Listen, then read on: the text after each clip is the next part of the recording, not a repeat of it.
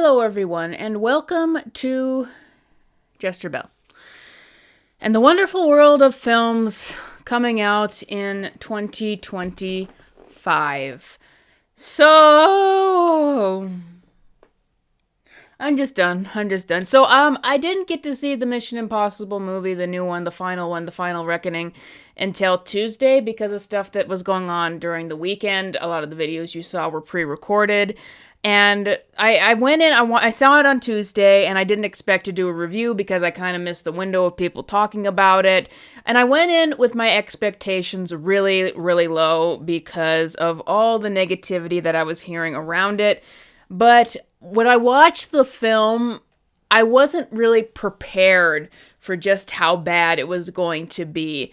And I'm just, regularly, I think that this is just one of those things that happen. Like, sometimes movies fall apart. That's just what happens.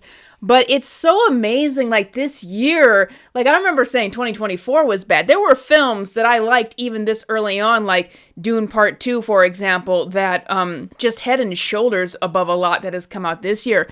This year, it's like there's so few on the mainstream blockbuster scale that I've liked. It's amazing. And even the films that I think are going to be good, like I thought Mission Impossible was going to be good. I thought this upcoming Karate Kid movie was going to be good, but now people are trashing that. So it's like there's just nothing for me this year. I mean, I like the Dog Man movie, fair enough.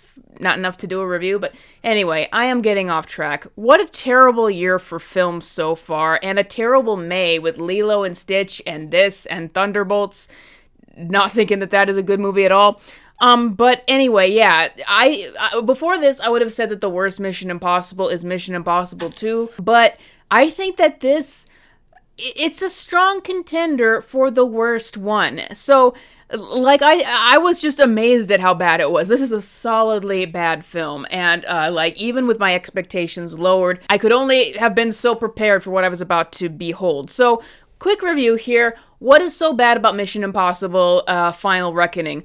Well, the first scene in the movie is Ethan Hunt getting a tape explaining to him what they want him to do.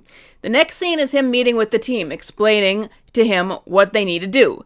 The next scene is a quick action sequence, and then it is the villain of the movie explaining to Ethan Hunt what he wants him to do. Another quick action sequence, and then it is the entity, the AI of the film, explaining to Ethan Hunt what they want him to do. And then the scene after that is a quick death scene, which we'll talk about in a second, and then the scene after that is the government capturing Ethan Hunt to explain to him what they want him to do. And they all want him to do the same thing. So it's like 6 consecutive scenes of characters explaining the same thing to the main character with all this gobbledygook made up technology and MacGuffins and all that stuff, to the point where it's all just made up. So my brain would just tune out. That is how the first part of the film is structured, and that's like almost an hour of it. And this movie is 3 hours long. It is so long. And while some people in reviews have been saying that the exposition takes up the first hour, no, it's like the first 2 hours. And it's just continuously scenes of things being explained. They go to this place where they meet a character who explains. They go to another place where a character will explain. They get captured where a character will explain. It's all of this explaining over and over again. And once again, I just tuned out, and it was so dull for those first 2 hours that I stopped caring about anything. And then the last section of the film does have a really good sequence with a plane that I thought was cool, but that was about it. Like, another thing that just made this film not enjoyable at all, beyond just the exposition that most of this movie is that it's not fun. Mission Impossible movies, they're usually fun. Like, even no matter how big the stakes are, they're just kind of there to be a good time. This was a surprisingly dour film. It felt really depressing in contrast to the last film. And I'm wondering if part of that was that I think that this was the production that was hampered and delayed by COVID, and so the mood of the crew carried over to here. But it's what just also just made it not a fun experience to have, is that it's shot very depressingly through most of it. Lots of, dark caravans and sequences and all of that. When we got to the plane sequence at the end, I'm like, finally, some sun. Like, it's so depressing. And when I talked about the death scene earlier, the movie's been out for weeks. It's not spoilers. The character Luther dies, but when he dies and the circumstances was so unsatisfying. It made me feel like, oh, now that character's dead. Like, it's the same way with Ilsa in the last movie, where it just felt like, okay, this character's dead now, moving on, replacing with another character. Somebody didn't want to be in the film any longer than they had to be, moving on. And so that just felt so unsatisfying to me to just kill him off, and it just added to the dour mood of the film that just all felt like it was for no reason. And just, like, I think that Tom Cruise, like, I appreciate all that he does as a daredevil and all of that with all the stunts. But even, like, I did like the plane sequence, but even that, like, I would say, like, there were a lot of sequences even just in the last film. There was a car chase in London. There was the extended train sequence. There was a lot of different sequences that were really well shot and well designed in terms of action sequences. This one just had the plane sequence, and that was it. There was one sequence with, like, the submarine that was really slow, and it was not like the high heights of the other ones. Like, it wasn't, this movie was not there to be fun in any way, shape, or form like the other ones were.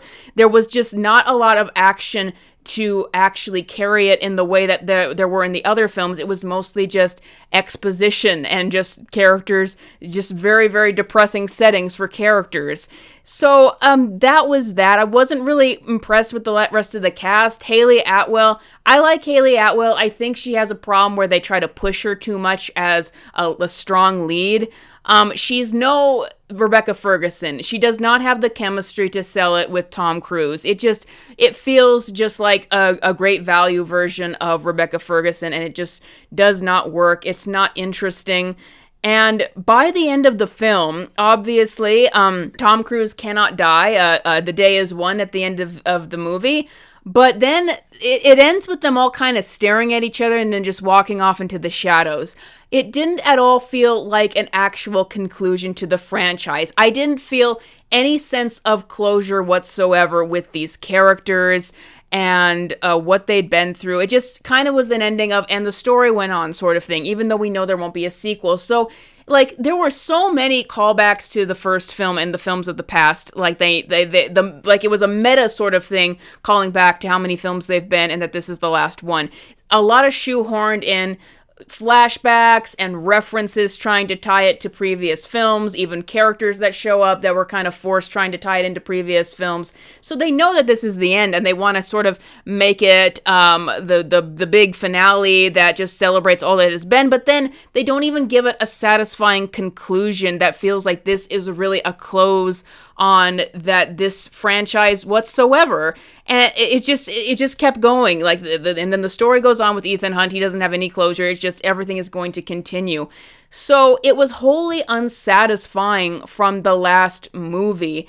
And this franchise needed to end, but I wish that it didn't end on such a sour note as this, what could be the worst film in the entire franchise. And it's a shame that there's a lot of films right now that are doing okay at the box office, that are bringing in some money, but that just aren't good. And so I hope to see Tom Cruise do something better in the future, but this wasn't it. This was a really disappointing finale to the Mission Impossible franchise. I would not watch this film again because I was so bored with it. Is it the worst film I've seen this year? No, because some of the worst have come out this year, but it was a wholly disappointing experience. But that's all I got for you guys today. Did you see Mission Impossible? Let me know if you did in the comments below. Thank you all for watching. Thank you, patrons, as always, for supporting this channel, and I will see you guys next time.